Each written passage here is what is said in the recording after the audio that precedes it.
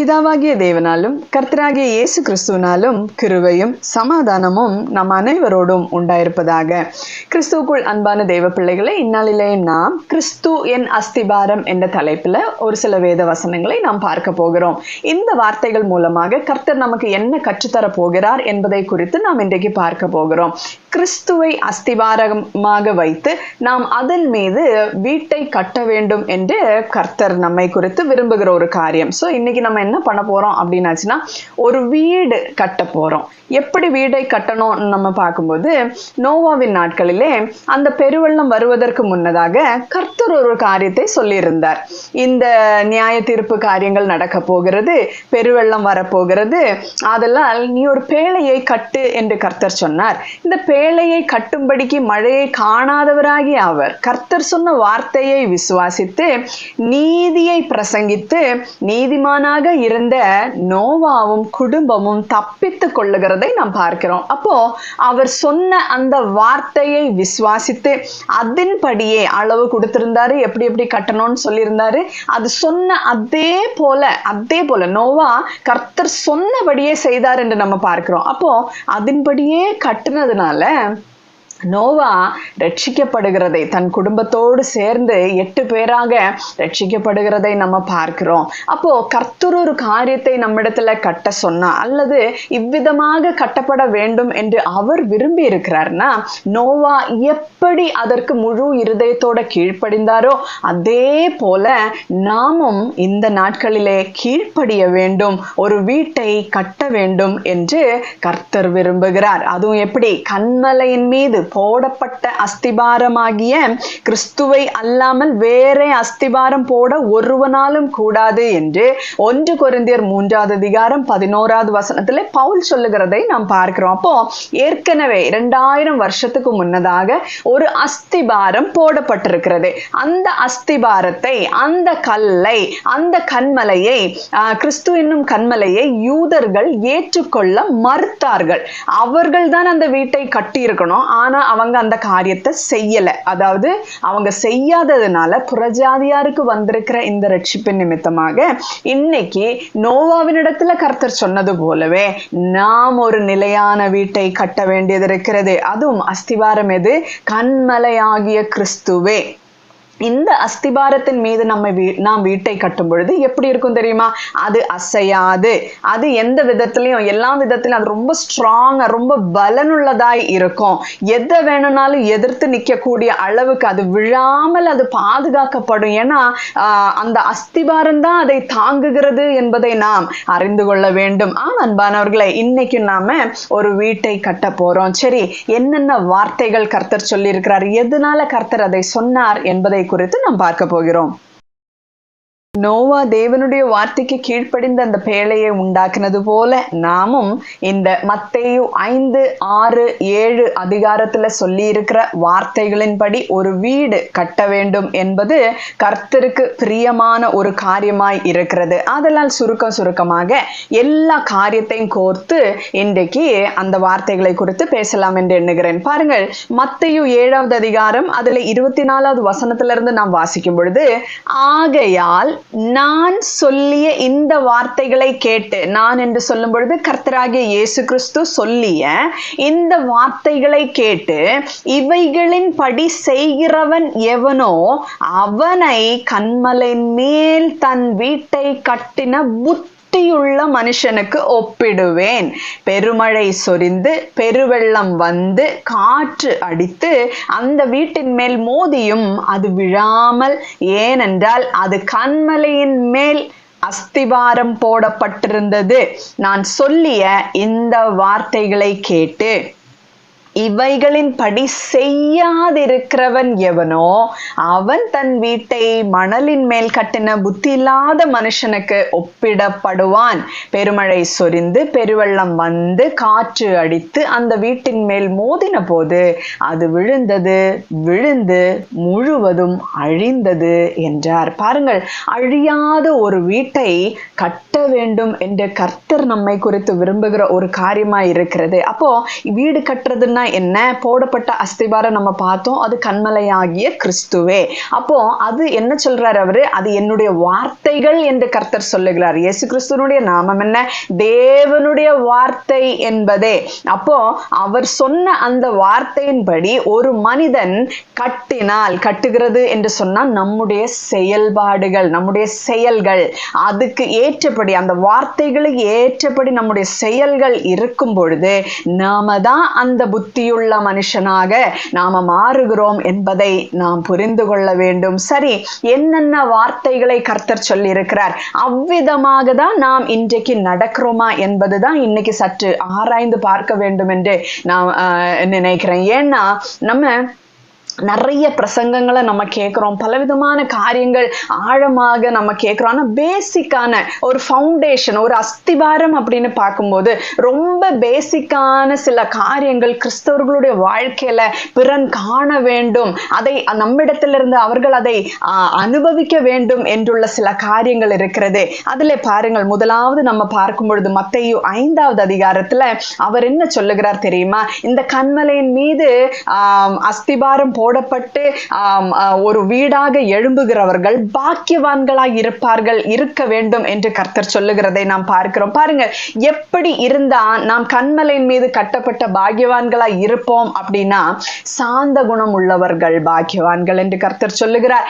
ஆவியில் எளிமையுள்ளவர்கள், அதாவது மேட்டிமையான கண்கள், மேட்டிமையான பார்வைகள், மேட்டிமையான பேச்சுகள் இதெல்லாம் இல்லாம ஆவியில எளிமை உள்ளவர்களாய் இருக்க வேண்டும், அவர்கள் பாக்கியவான்கள் என்று கர்த்தர் சொல்கிறார். நம்ம நிதானித்து பார்க்கணும்னா, ஆவியில எளிமை உள்ளவனாக இருக்கிறனா, இல்ல மேட்டிமையான காரியங்கள் என்னிடத்துல இருக்கிறதா என்றெல்லாம் நாம் ஆராய்ந்து பார்க்க வேண்டும். இல்லைன்னா இது நம்ம சரிப்படுத்திக் கொள்ள வேண்டும். அடுத்தது என்ன சொல்றாரு? துயரப்படுகிறவர்கள் பாக்கியவான்கள், சாந்த குணம் உள்ளவர்கள் பாக்கியவான்கள், நீதியின் மேல் பசியும் தாகமும் உள்ளவர்கள் பாக்கியவான்கள், இரக்கம் உள்ளவர்கள் பாக்கியவான்கள், இருதயத்தில் சுத்தம் உள்ளவர்கள் பாக்கியவான்கள். இருதயத்தில் சுத்தம் என்று சொல்லும் பொழுது என்னுடைய வாயில பொய் வசனிப்பு இருக்கக்கூடாது, மேட்டிமையான காரியங்கள் என்னிடத்துல இருக்கக்கூடாது, எல்லா விதத்திலும் பொய் வசனிப்பை நான் அகற்றி விட்டு மாயமில்லாத ஒரு அன்பை காண்பிக்கக்கூடிய அந்த இருதயத்தின் சுத்தம் என்னிடத்தில் இருக்க வேண்டும் என்று கர்த்தர் விரும்புகிறார். இன்னைக்கு கிறிஸ்தவர்களாகிய நம்ம இந்த காரியத்தை நம்ம செய்யறோமோ? சாந்தமா இருக்கிறோமா? இல்ல ஒரு இரக்கத்தை பாராட்டுறோமா? ஒருத்தருக்கு சாப்பாடு இல்லாம வழியில இருக்கிறாங்கன்னா, ஒருவேளை சாப்பாடு நம்ம கையில இருக்கிற அந்த பணத்தை செலவு பண்ணி நம்ம பார்க்கும்போது போற வழியில கூட நம்ம பார்க்கலாம், ஒருவேளை சாப்பாடை வாங்கி அவங்க கையில கொடுத்து திருப்தியா சாப்பிடுங்க அப்படின்னு சொல்லக்கூடிய அந்த இரக்க குணம் நம்மிடத்துல இருக்கா? எனக்கு அன்பானவர்களை, இதெல்லாம் நம்மிடத்துல வேண்டும். அடுத்ததாக என்ன? சமாதானம் பண்ணுகிறவர்கள் பாக்கியவான்கள். எல்லாரையும் பார்த்து சண்டை போடுகிறவர்களை பார்த்து வேண்டாங்க, சமாதானமாயிருங்க, சந்தோஷமா நம்ம இருக்கலாம், எதுக்கு இந்த சண்டை எல்லாம், எதுக்கு இந்த மனக்குமரல்கள் எல்லாம் என்று கேட்கக்கூடிய அளவுல நம்முடைய வாழ்க்கை இன்றைக்கு இருக்கிறதா? அப்படி நாம கட்டுகிறோமா? ஆகில் இந்த குணாதிசயங்கள் எல்லாம் நம்மிடத்துல இருக்குன்னா கர்த்தர் நம்மை குறித்து என்ன சொல்லுகிறார்? நீங்க பாக்கியவான்களாய் இருப்பீர்கள் என்று கர்த்தர் நம்மை குறித்து சொல்லுகிறதை நாம் பார்க்கிறோம். அடுத்ததாக என்ன? பூமிக்கு உப்பா இருக்க வேண்டும் என்று கர்த்தர் சொல்லுகிறார். உப்பை பாருங்க, நம்ம குழம்புல உப்பை போட்டாச்சுன்னா யாராவது வந்து சாப்பிட்டுட்டு கேட்பாங்களா, இது என்ன பிராண்டு உப்பு நீங்க அது போட்டிருக்கீங்க, அது அந்த உப்பு ரொம்ப டேஸ்டா இருந்துச்சுன்னு யாராவது சொல்றாங்களா? இல்ல, அந்த குழம்பு அது நல்லா இருக்கு அப்படின்னு தான் சொல்லுவாங்களே ஒரே, வேற ஒண்ணும் இல்லை. அதுல என்ன உப்புன்னு யாரும் பாக்குறது இல்லை. அந்த உப்பு கரைந்து போகும். எனக்கு அன்பானவர்களே, அந்த உப்பு என்ன சொல்றது, அது வெளியிலேயே தெரியாது. இப்ப இன்னைக்கு எல்லாரும் எப்படி நினைக்கிறாங்கன்னா, உப்பினுடைய பேர் எல்லாரும் தெரிஞ்சுக்கணும்னு நினைக்கிறாங்க. அப்படிப்பட்ட மேட்டிமையான காரியங்கள் எல்லாம் யாரிடத்துலயும் வேண்டாங்க. நம்ம கரைகிறவர்களாக தான் இருக்கணும். ஆனா அந்த குழம்புக்கு மொத்தத்துக்கு ஒரு டேஸ்ட் கொடுக்கறவங்களாக நம்ம இருக்கிறோம். யாரும் உப்பினுடைய பிராண்ட் என்னன்னு கேட்கறது இல்லை. அதே மாதிரி நம்ம இருக்கிறோமான்றது பாருங்க. அடுத்தது, உலகத்துக்கு ஒளியா இருக்கணும். எப்படி? வெளிச்சமா இருக்கணும். உலகத்தின் ஒளி யாரு? கர்த்தராகிய இயேசு கிறிஸ்து. இன்னைக்கு அவரிடத்துல இருந்து பெற்றுக்கொண்ட அந்த சுவிசேஷத்தின் ஒளி நம்முடைய முகத்துல பிரகாசிக்கிறதா என்று சற்று பாருங்க. மோசே ஆண்டவரிடத்துல போய் இருந்து திரும்பி வரும்பொழுது அவருடைய முகம் பிரகாசித்தது. இன்னைக்கு நம்ம தேவ சமூகத்துல போய் இருந்து அவரிடத்துல இருந்து பெற்றுக்கொள்ளக்கூடிய அந்த வெளிச்சத்தின் மகிமைய பிறனுக்கு நம்ம காண்பிக்கிறவர்களாய் இருக்கிறோமா? எனக்கு அன்பானவர்களை சற்று யோசித்து பாருங்க. நம்மிடத்துல இந்த குணாதிசயங்கள் எல்லாம் வேணும். இருளில் இருக்கிற ஜனங்கள் பெரிய வெளிச்சத்தை கண்டார்கள் என்று. அப்போ இருட்டில் இருக்கிற ஜனங்களுக்கு தெரியாது அவங்க என்ன செய்யறோம், எங்க இடறாங்க, எதுவுமே அவங்களுக்கு தெரியாது. ஆனா அந்த வெளிச்சம் வந்த உடனே கர்த்தர் சொல்ற ஒரு வார்த்தையும் கேட்கும்போது, ஓஹோ அப்ப சாந்த குணமா இருந்தாதான் நல்லா இருக்குமா, எனக்கு அந்த சாந்த குணம் இல்லையே, அப்ப என்னாச்சு, இருட்டு அந்த இடத்துல இருக்கு. எனக்கு சாந்த குணம் இல்லைன்னா என்னிடத்துல இருட்டு இருக்கிறது. இப்போ கர்த்தருடைய வார்த்தை நம்முடைய இருதயத்துக்குள்ள வரும்பொழுது, அப்ப நான் சாந்த குணம் உள்ளவர்களா இருக்கணும், இருக்கிறது தான் அவருக்கு பிடிக்கிறது. அது அவருடைய வாயிலிருந்து வந்த வார்த்தைகள் எல்லாம் ஜீவன் இருக்கிறது, அந்த ஜீவன் ஒளியாயிருக்கிறது என்று வேதம் நமக்கு சொல்லி தருகிறது. அப்போ நம்முடைய ஒவ்வொரு காரியங்களும் இதே போல இந்த இருட்டுக்குள்ள இருக்கிற ஜனங்களுக்கு ஒண்ணும் தெரியாது. பார்வோனுடைய நாட்கள்ல நம்ம பார்த்து அங்க ஒரு வாதம் ஒண்ணு வந்தது. என்னது, பயங்கரமான இருட்டு. அந்த இருட்டுல யாருக்கும் எதுவும் ஒண்ணும் தெரியல, ஒருவராலையும் அசையவே முடியலன்றது போட்டிருக்கு. அப்ப அப்படி இருட்டுக்குள்ள இருக்கிற அந்த ஜனங்களுக்கு, இடது கை வலது கை சரியாய் தெரியாதவர்களுக்கு நம்ம அந்த சத்தியத்தை சொல்லி அவர்களை அந்த இடத்துல இருந்து விடுதலை ஆக்க வேண்டியது இருக்கிறது. இப்படியெல்லாம் நம்ம இருந்தாதான் அந்த கன்மலையின் மீது கட்டப்பட்ட வீடு என்று கர்த்தர் சொல்லுகிறதை நாம் பார்க்கிறோம். இன்னும் என்ன அநேக காரியங்கள் கர்த்தர் நமக்கு சொல்லுகிறார். நம்முடைய நற்கிரியைகளை பிறன் பார்க்க வேண்டியது அவசியமாயிருக்கிறது. அப்பொழுதுதான் தேவனுடைய நாமம் நம் மூலமாக அந்த இடத்துல பரிசுத்தமாக்கப்படும், மகிமைப்படும் என்பதை நாம் புரிந்து கொள்ள வேண்டும். அடுத்ததாக கர்த்தர் சொல்லுகிறார், நியாயப்பிரமாணத்தை முழுவதுமாய் நிறைவேற்ற வேண்டும் என்று விருப்பப்படுகிற தேவனாயிருக்கிறார். நியாயப்பிரமாணத்தை 2 கற்பனையில கர்த்தர் மொத்தத்தையும் முடித்ததை நாம் பார்க்கிறோம். என்ன, முதலாவது நாம் தேவனுக்கு அன்பு செலுத்த வேண்டும், முழு இருதயத்தோடும், முழு ஆத்மாவோடும், முழு பலத்தோடும், முழு சிந்தனை அவர் மீது அன்பு கூற வேண்டும். அடுத்ததாக அதே அன்பு, நான் என்னை நேசிக்கிறது போல, நாம் நம்மை நேசிக்கிறது போல பிறனையும் நாம் நேசிக்க வேண்டும் என்பதிலே மொத்த நியாய பிரமாணமும் அன்புன்ற அந்த காரியத்துல அடங்கி இருக்கிறது என்று கர்த்தர் சொல்லுகிறதை நம்ம பார்க்கிறோம். அதுல அநேக காரியங்களை கர்த்தர் சொல்லுகிறார். நீங்க இப்படி கேட்டிருப்பீங்க, கண்ணுக்கு கண்ணு பல்லுக்கு பல்லு நல்லா நீங்க கேட்டிருப்பீங்க. அதே போல விபச்சாரம் பண்ணக்கூடாதுன்னு நீங்க கேள்விப்பட்டிருப்பீங்க. நானும் அந்த கண்களுக்கு இச்சை, கண்களுடைய இச்சையை பூர்த்தி செய்யும் வண்ணமாக அந்த கண்கள் வழியாக பார்த்தாலே அது பாவம் என்று கர்த்தர் சொல்லுகிறார். இப்படி ஒருவர் மேல நமக்கு அன்பு இருக்கும் பொழுது, சகோதரன் மீது அன்பு இருக்கும் பொழுது, அவனை நம்ம வீணன் என்றோ அவன் மீது கோபித்துக் கொள்ளக்கூடிய காரியங்களுக்கோ இடம் கொடுக்காம அந்த இடத்தை விட்டு நாம வழி விலகி செல்லுகிறதை நாம் பார்க்கிறோம். அதுல நாம் கவனமாய் இருக்க வேண்டும். எந்த ஒரு கிறிஸ்துவனுடைய ஆண்டவருடைய எந்த ஒரு சிருஷ்டியை பார்த்தும், எந்த ஒரு மனித சிருஷ்டியை பார்த்தும் நாம் புரிந்து கொள்ள வேண்டியது என்னன்னா, எதிர்க்க வருகிற மனுஷன் இவனும் தேவனுடைய சிருஷ்டி என்பதை அறிந்து கொண்டு அந்த இடத்துல கோபம் வந்தாலும் பாவம் செய்யாமல், கர்த்தாவே எனக்கு இந்த கோபத்தை மாற்றித்தாங்கன்னு சொல்லி அந்த அசுத்தமான ஆவியை விரட்டி விட்டு சாந்த குணம், அன்பின் குணம் எல்லாவற்றையும் நாம் பெற்றுக்கொள்ளத்தக்கதாக எப்பொழுதும் விழித்திருந்து நாம் ஜெபித்து கொள்ள வேண்டியது அவசியமாயிருக்கிறது. எனக்கு அன்பானவர்களை, இப்படி இருந்தா மட்டும்தான் நம்முடைய நற்கிரியைகளை பிறன் பார்க்க முடியும். கர்த்தராகிய இயேசு கிறிஸ்து எப்படி இருந்தார்ன்றது இன்னைக்கு நாம வெளியில காண்பிக்க வேண்டியது அவசியமா இருக்கிறது. அடுத்ததாக கர்த்தர் என்ன சொல்றாரு, டிவோர்ஸ் பத்தி பேசுறாரு. மனைவிய ஒரு காரணம், வேசித்தனமே அல்லாம வேற எந்த காரணத்தினாலையும் தள்ளிவிடக் கூடாது என்று. ஏனென்றால் குடும்பத்தை நியமித்தவர் கர்த்தர். ஒரு பிரச்சனை ஒண்ணு குடும்பத்துக்குள்ள இருக்குன்னா உடனே அவரிடத்துல போங்க, அவர்கிட்ட சொல்லுங்க, ஏசப்பா இவர் என்னிடத்துல இப்படி பிஹேவ் பண்றாரு, இல்லைன்னா மனைவி இப்படி இருக்கிறன்றது அவரிடத்துல சொல்லும் பொழுது கர்த்தர் நிச்சயம் அதற்கு ஒரு மாற்றத்தை தருகிறவராய் இருக்கிறார். முதலாவது நாம் சரியாக வேண்டும். சரியான பிற்பாடு தைரியமாய் கர்த்தரிடத்துல நெருங்கி சென்று போய் நாம கேட்கணும், ஏசப்பா இப்படி ஒரு பிரச்சனை இருக்கு, நான் என்ன செய்யணும். இப்போ ரெபேக்காள் அந்த வயித்துல ரெட்ட பிள்ளைகள் இருந்ததுனால அவ தேவனிடத்துல போய் விசாரித்தாளே, வயிற்றுக்குள்ள என்னமோ ஒண்ணு இருக்குது, என்னமோ நடக்குது, எனக்கு ஒண்ணும் புரியலன்னு தேவனிடத்துல விசாரிக்க போனது போல ஒவ்வொரு காரியங்களையும் நாம் கர்த்தரிடத்துல போய் விசாரிக்கணும். தாவீது ராஜா என்ன ஒரு பிரச்சனை வந்தாலும் உடனே அவர் அந்த ஏபோதை தரித்து கொண்டு தேவனுடைய சமூகத்துக்கு போய் விசாரிக்கிற மனிதனாக இருந்தார். இதே போல நாமும் போய் விசாரிக்கணும். அன்னைக்கு பேசின கர்த்தர் இன்னைக்கும் தானே பேசுகிறாரு. அதுலயும் அன்னைக்கு போகும்போது அவர் சொல்றாரு, நான் போறேன், நான் போறது உங்களுக்கு நலமா இருக்கும், சத்திய தேற்றவாளன் உங்களிடத்தில் வருவார் என்று சொன்னாரே. இன்னைக்கு அந்த சத்திய தேற்றவாளனை நம்ம அவர் வந்து நிக்கிறாரு, ஆனாலும் நமக்கு ஒன்றும் தெரியல, நாம அவரை பயன்படுத்துகிறது இல்லை, அவரிடத்துல ஆலோசனைகள் இருக்கிறது, நாம் எதுவும் கேட்டு பெற்றுக்கொள்ளுகிறது இல்லை, எதுவுமே நம்ம செய்யறதில்லை. எனக்கு அன்பானவர்களே, கிறிஸ்தவ வாழ்க்கை சரியாய் நாம் வாழ்வதற்கு நமக்கு என்னென்ன தேவையோ அது அனைத்தும் கர்த்தர் நமக்கு இன்றைக்கு தந்திருக்கிறார்ன்றதை நாம் அறிந்து கொள்ளணும். இந்த மலை பிரசங்கத்தின்படி வாழுவதற்கு முடியாதுன்னு எல்லாம் யாரும் சொல்ல முடியாது, முடியும். ஆனா அதுக்கு நம்ம நல்ல விலக்கிரயத்தை செலுத்த வேண்டியது இருக்கு. அவருடைய சமூகத்துல போய் தங்கி இருக்க வேண்டியது இருக்கிறது. அனுதினமும் நாம பாவ அறிக்கை பண்ண வேண்டியது இருக்கிறது. ஆண்டவரே, என்னை சுத்தப்படுத்துங்க, என்னை சரியாக்குங்க, உமக்கு பிரியமான வழியில நடக்கும்படியான கிருபை எனக்கு நீங்க தாங்க, என்னிடத்துல இருக்கிற அசுத்தங்கள் எல்லாவற்றையும் எடுத்து போடுங்க ஏசப்பா. எந்த விதத்திலே மாம்சம் எழும்பி நிற்க கூடாது, நான் ஆவியினாலே அதை ஜெயிக்க வேண்டும் என்று சொல்லுங்க. ஆவியானவர் நமக்குள்ளே வாசம் பண்ணினால் நீங்கள் மாம்சத்துக்கு உட்பட்டவர்களாய் இராமல் ஆவிக்கு உட்பட்டவர்களாய் இருப்பீர்கள் என்று வேதம் நமக்கு சொல்லி தருகிறதே. அப்படின்னா இந்த வார்த்தைகள் எல்லாம் நாம் அதன்படி செய்யணும்னா கர்த்தர் நமக்கு அவருடைய பரிசுத்த ஆவி, அவர் சொல்றாரு, பொல்லாதவர்களாகிய நீங்களே உங்க பிள்ளைகளுக்கு நல்ல ஈவுகளை கொடுக்க அறிந்திருக்கும் பொழுது பரம பிதாவாகிய நான் உங்களுக்கு நன்மை செய்வது அதிக நிச்சயம் அல்லவா என்று கேட்கிறாரு. அந்த நன்மைன்றது லூக்கா எழுதுற சுவிசேஷத்துல நம்ம வாசிக்கும் பொழுது அது பரிசுத்த ஆவி என்று சொல்லப்படுகிறது. அப்ப பரிசுத்தமான ஆவி நம்மிடத்துல வரும் பொழுது எல்லா அசுத்தமான காரியங்களும் நம்மை விட்டு அகன்று போகும். எனக்கு அன்பானவர்களே, நம்மால இந்த வீட்டை நம்மால கட்ட முடியும். அது அழியாத வீடு, அது நித்திய நிரந்தரமான வீடு. இன்னைக்கு நம்ம இங்க கட்டலைன்னா பரலோகத்துல அது கட்டப்பட்டு இருக்காது.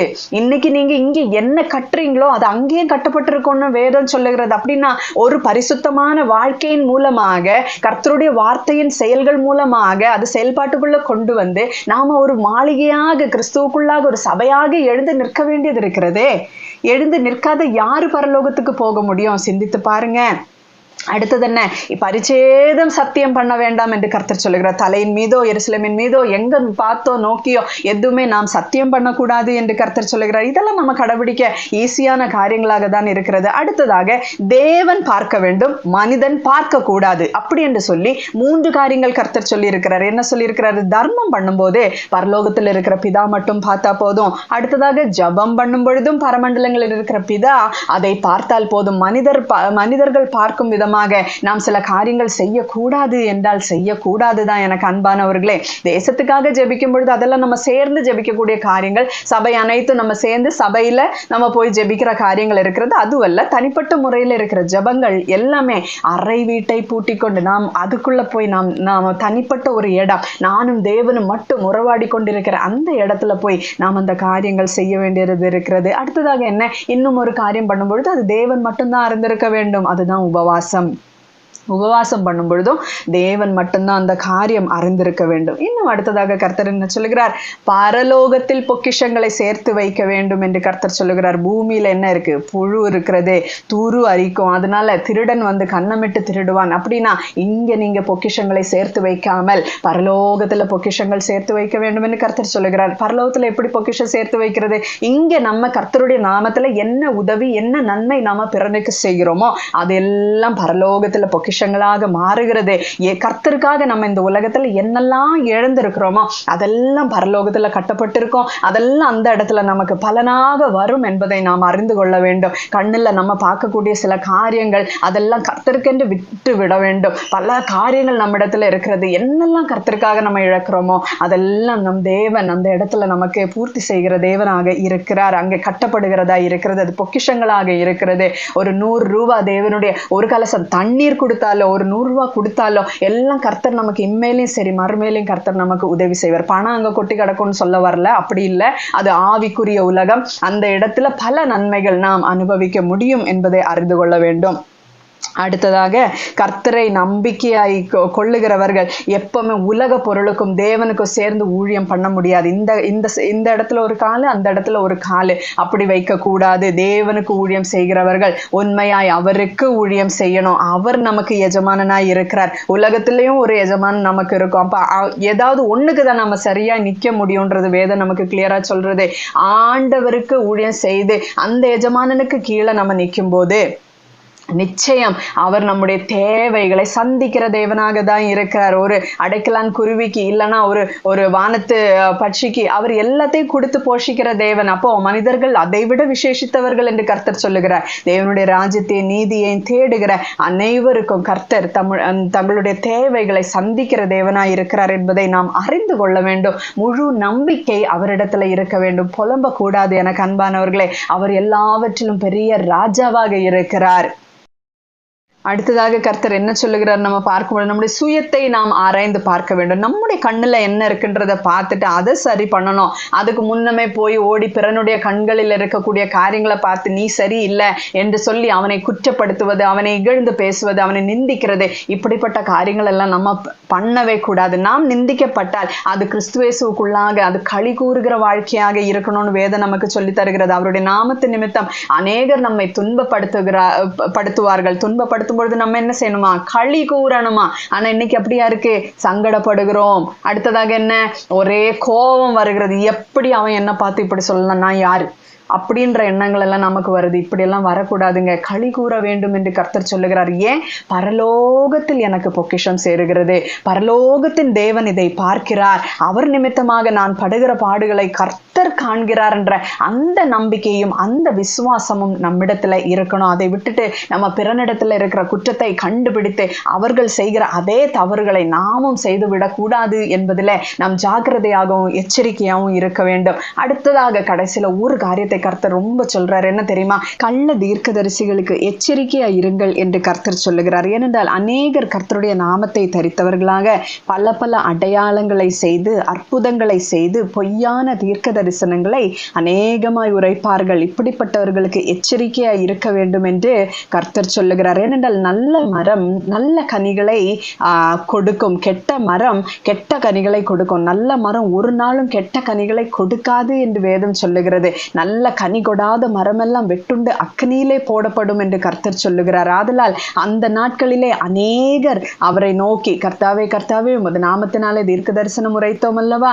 உமது நாமத்தினாலே பிசாசுகளை துரத்தினோம் அல்லவா, உமது நாமத்தினாலே அநேக அற்புதங்களை செய்தோம் அல்லவா என்பார்கள். அப்பொழுது நான் ஒரு காலமும் உங்களை அறியவில்லை, அக்கிரம செய்கைக்காரரை என்னை விட்டு அகன்று போங்கள் என்று அவர்களுக்கு சொல்லுவேன் என்று. ஆனா இப்படி இந்த கள்ள காரியங்கள் எல்லாவற்றையும் செய்யக்கூடிய இந்த கள்ள தீர்க்கதரிசிகளை கண்டு அநேக ஜனங்கள் அவர்களுக்கு பின்னதாக போய் மோசம் போகிறதை நாம் பார்க்கிறோம். ஏன்னா தங்களுடைய நேரம் தங்களுடைய பணம் எல்லாமே அவர்களிடத்துல கொள்ளையாய் போகிறது. ஆனால் இந்த ஜனங்கள் அந்த கனிகளை பார்த்தால் அவர்களுக்கு புரியும், இந்த நல்ல மரமா கெட்ட மரமான்றது நமக்கு தெரியும். அதனால தான் கர்த்தர் எச்சரிக்கையாக நமக்கு சொல்லுகிறார், கடைசி காலத்துல இப்படிப்பட்டவங்க எழும்புவாங்க, நல்ல கவனமா இருங்க என்று கர்த்தர் நம்மிடத்துல சொல்லுகிறதை நாம் பார்க்கிறோம். இப்படி நாம் இந்த வார்த்தைகளின்படி வாழ வேண்டும் என்று கர்த்தர் விரும்புகிறார். இப்ப இன்னைக்கு இப்படி சொன்ன இந்த வார்த்தைகள், அதாவது கர்த்தராகிய இயேசு கிறிஸ்துவனுடைய வார்த்தைகள், மலை பிரசங்கம் மத்தேயு 5, 6, 7 இந்த அதிகாரத்துல இருக்கிற ஒரு வார்த்தைகளை தான் மொத்தமாக சுருக்கமாக சொல்லி முடித்திருக்கிறேன். இதன்படி நடந்தா அந்த வீடு எப்படி இருந்தாலும் சரி, பெரிய மழை வந்தாலும் பெருவெள்ளம் வந்தாலும் காற்று அடித்தாலும் அசைக்கப்படாது என்பதை நாம் அறிந்து கொள்ள வேண்டும். பாருங்கள், சங்கீதம் 62வது அதிகாரம் 5, 6 வசனத்துல நம்ம வாசிக்கும் பொழுது, என் ஆத்துமாவே தேவனை நோக்கி அமர்ந்திரு, நான் நம்புகிறது அவராலே வரும், அவரே என் கன்மலை. அப்ப கன்மலையின் மீது அஸ்திபாரம் போடப்பட்டவர்களாக அந்த வீட்டை கட்டும் பொழுது என் ரட்சிப்பும் என் உயர்ந்த அடைக்கலவுமாயிருக்கிறது அவரே என்று சொல்லி நான் அசைக்கப்படுவதில்லை என்று சங்கீதம் 62வது அதிகாரம் அதிலே 6வது வசனம் சொல்லப்படுகிறது. நான் அசைக்கப்படுவதில்லை, என்ன வந்தாலும் சரி. ஏன்னா அந்த அஸ்திபாரம் அவ்வளவு ஸ்ட்ராங்கான ஒரு அஸ்திபாரங்க. அதன்படி நம்ம வாழும் பொழுது என்ன வந்தாலும் சரி, நீங்க பேழைய பார்த்தீங்கன்னா அப்படி ஒரு பெருவெள்ளம், அப்படி ஒரு பெருமழை, அப்படி ஒரு காற்று எல்லாம் அடித்த பிற்பாடும் அந்த பேழை உடைந்து போகவில்லை. அது அதனுடைய காரியம். கர்த்தர் சொன்னபடி அந்த பேழையை நோவா உண்டாக்குனதுனால அது அசையாம கடைசி பரியந்தமும் அது நிலைத்து நிற்கிறதை நாம் பார்க்கிறோம். அந்த குடும்பம் அப்படியே ஒரு சேதமும் இல்லாமல் வெளியே வருகிறதை நாம் பார்க்கிறோம். இப்படி அவருடைய இந்த வார்த்தைகளின்படி நாம் சரியாய் நடந்து கொள்ளுவோமே ஆகில், நம்முடைய செயல்கள் அவ்விதமாய் புத்தியுள்ள மனுஷனை போல இருக்குமாகில் நிச்சயம் நாம் அசைக்கப்படுவது இல்லை. வேதத்துல நாம் அநேக உதாரணங்களை நாம் பார்க்க முடியும். அநேகர், தானியேலை நாம் பார்க்கிறோம், அவர் வேதத்தின்படியே வார்த்தையின்படியே நிற்க வேண்டும் என்று ஜெபிக்கிற மனிதனாயிருந்தார். சிங்க கெபியெல்லாம் அவருக்கு ஒரு விஷயமே இல்லை, ஒண்ணுமே அவரை சேதப்படுத்தவில்லை. யோபுவை நாம் பார்க்கிறோம். இப்படி நிறைய பேர் வேதத்துல இருக்கிறாங்க. அப்போஸ்தலர்கள் எல்லாரும் கிறிஸ்துவாகிய அஸ்திபாரத்தின் மீது கட்டப்பட்டவர்களாய் இருக்கிறார்கள். எதுவுமே அவர்களை சேதப்படுத்தினது இல்லை. பவுல் எல்லாம் அவ்வளோ அடிபட்டாரு, அவ்வளோ பிரச்சனைகளுக்குள்ள போனாரு. அவ்வளோ காற்று அவர் வந்து அந்த புயல்னால அவ்வளோ அந்த கப்பல் எல்லாம் அப்படி சேதப்பட்டதை நாம் பார்க்கிறோம். ஆனா அவருக்கோ ஒரு சேதமும் இல்லை. விஷ பாம்பு ஒன்று வந்து கடித்தது, அப்பொழுதும் அந்த விஷம் அவர் மீது ஏறல. ஏன்? கிறிஸ்துவாகிய அஸ்திவாரத்தின் மீது கட்டப்பட்ட மனிதனாக தேவனுடைய சித்தம் கடைசி பரியந்தமும் நிறைவேற்றுவதற்காக நின்று கொண்டிருந்த மனிதர்கள், அப்போஸ்தலர்கள் எல்லாரையும் நம்மை பார்க்கும் பொழுது இப்படிப்பட்ட காரியங்களை நம்ம பார்க்க முடியும். இன்னைக்கு நாமும் கண்மலையாகி இந்த கிறிஸ்துவின் மீது நாம வந்து அந்த வீட்டை கட்ட நாம் இன்றைக்கு ஒரு முயற்சி எடுப்போமா? இந்த என்ன காற்றடித்தாலும் சரி, எது வந்தாலும் சரி, நாம் அப்படியே நிற்போம். பிறன் வந்து கேட்பான், எப்படிங்க நாங்க விழுந்துட்டோமே, அதே காற்று தான் உங்க வாழ்க்கையிலயும் அடிச்சது, அதே பெருமழை தான் உங்களிடத்திலயும் வந்தது, ஆனா நீங்க எப்படி நிக்கிறீங்க அப்படின்னு கேட்கும்போது நாம சொல்லணும், வார்த்தையின் மீது கட்டப்பட்ட வீடு இது. கர்த்தராகிய இயேசு கிறிஸ்துனுடைய பொன் வார்த்தைகளினால், பரிசுத்தமான வார்த்தைகளினால் கட்டப்பட்ட வீடு இது. ஆதலால் தாங்க நான் நிக்கிறேன். ஏன் பலன் இல்லை, இது அவருடைய பலன். ஏன்னா கண்மலையாகிய கிறிஸ்துவின் மீது அஸ்திபாரம், அந்த அஸ்திபாரம் இந்த வீட்டை தாங்குகிறது. என்னை தாங்கினது அவருடைய வார்த்தைகளே, என்னை தேற்றினது அவருடைய வார்த்தைகளே என்று சொல்லுவதற்கு, அவரை குறித்து சாட்சி சொல்லுவதற்கு நாம் எப்பொழுதும் ரெடியாய் இருக்கணும். எப்படி நோவா காலத்தில் உள்ள ஜனத்தை அழித்தது அந்த நீதி பிரசங்கியாகிய நோவாவின் நாட்களிலே அந்த வார்த்தைகள் எல்லாம் அவர்கள் ஏற்றுக்கொள்ளாம விழுந்து போனாங்களோ, அதே போல இந்த காலத்திலையும் கர்த்தராகிய இயேசு கிறிஸ்துனுடைய இந்த வார்த்தைகளை ஏற்றுக்கொண்டு அதன்படி வாழவில்லை என்றால் மணலின் மீது கட்டப்பட்ட வீட்டை போல இருக்கும். அதுல பெருமழை வரும், பெருவெள்ளம் வரும், மழை வரும், ஆனா என்னாச்சு? அந்த வீடு முற்றிலுமாய் அழிந்தது என்று வேதத்துல நம்ம வாசிக்கிறோம். அதனால இன்னைக்கு என்றென்றைக்கு நிற்கக்கூடிய ஒரு நல்ல வீட்டை நாம் கட்டுவோமா? கர்த்தர் தாம் இந்த வார்த்தைகளினாலே நாம் ஒரு நல்ல வீட்டை கட்டுவதற்கு கர்த்தர் நம்மை ஆசீர்வதிப்பாராக. ஆமென். அல்லேலூயா. ஜெபிப்போம். அன்பும் இரக்கமும் கிருபை நிறைந்த பரிசுத்த நல்ல பிதாவே, இந்த நல்ல நாளுக்காக ஸ்தோத்திரம் சுவாமி. நல்லே ஆண்டவரே, கண்மலையாகிய கிறிஸ்துவின் மீது உம்முடைய வார்த்தைகளின் மீது நாங்க ஒரு வீட்டை கட்டும்படிக்கு கர்த்தாவே எங்களுக்கு நீங்க இரக்கத்தை பாராட்டுங்க ராஜா. நாங்க எல்லா விதத்திலும் உமக்கு பிரியமாய் நாங்க வாழுவதற்கு மத்தேயுல ஆண்டவரே 5வது அதிகாரம் 6வது அதிகாரம் 7வது அதிகாரத்துல சொல்லி இருக்கிற மலை பிரசங்கத்தின்படி நாங்க எங்களுடைய வாழ்க்கையை வாழுவதற்கு அப்பா எல்லா விதத்திலும் அன்புடையவர்களாக உப்பாய் இருக்க கர்த்தாவே எங்களுக்கு நீங்க கிருபை பாராட்டு. இந்த உலகத்துக்கு நாங்க வெளிச்சமா இருக்கணும். எங்களுடைய நற்கிரியைகளை அவங்க காணணும்ப்பா, துர்க்கிரியைகளை அல்ல ஆண்டவரே. எல்லாரையும் போல மணலின் மீது வீட்டை கட்டுகிறவர்களை போல அல்லப்பா, கண்மலையாகிய கிறிஸ்துவின் மீது நீர் கட்டினது போல நீர் ஆண்டவரை என்றென்றைக்கு அசைக்க முடியாத ஒரு ஆலயத்தை ஆண்டவர் உடைய சரீரம் என்னும் ஆலயத்தை நீங்க கட்டி ஆண்டவரே அது உயிரடைய ஆண்டவரை தேவன் செய்தது போல நாங்களும் ஆண்டவரை நிலைக்கக்கூடிய ஒரு ஆலயத்தை நாங்க கட்டும்படிக்கு கிருபை தாரும். நீர் வந்து வாசமாய் இருப்பதற்கு கர்த்தாவே உடைய வார்த்தைகளினாலே கட்டப்பட்டவர்களா இருக்க ராஜா எங்களுக்கு நீங்க கிருபை பாராட்ட வேண்டும் என்று ஜெபிக்கிறோம். உடைய ஆசீர்வாதம் எங்களுக்கு தேவைப்பா ஆண்டவரே. நாங்க பலனுள்ளவர்களாய் நிற்பதற்கு உடைய பலன் எங்களுக்கு தேவை கர்த்தாவே. நீங்க பயத்தின் ஆவி எங்களுக்கு கொடுக்காம ஆண்டவரை பலனும் அன்பும் தெளிந்த புத்தியும் உள்ள ஆவியை கொடுத்திருக்கிறபடினால் புத்தியுள்ள மனிதர்களாய் இருப்பதற்கு எங்களை நீங்க ஆசீர்வதிங்கப்பா, காத்து கொள்ளுங்க. ரட்சகரும் மேய்ப்பருமாகிய இயேசு கிறிஸ்துவின் நாமத்திலே ஜெபத்தை கேளும் ஜீவனுள்ள நல்ல பிதாவே. ஆமென். அல்லேலூயா.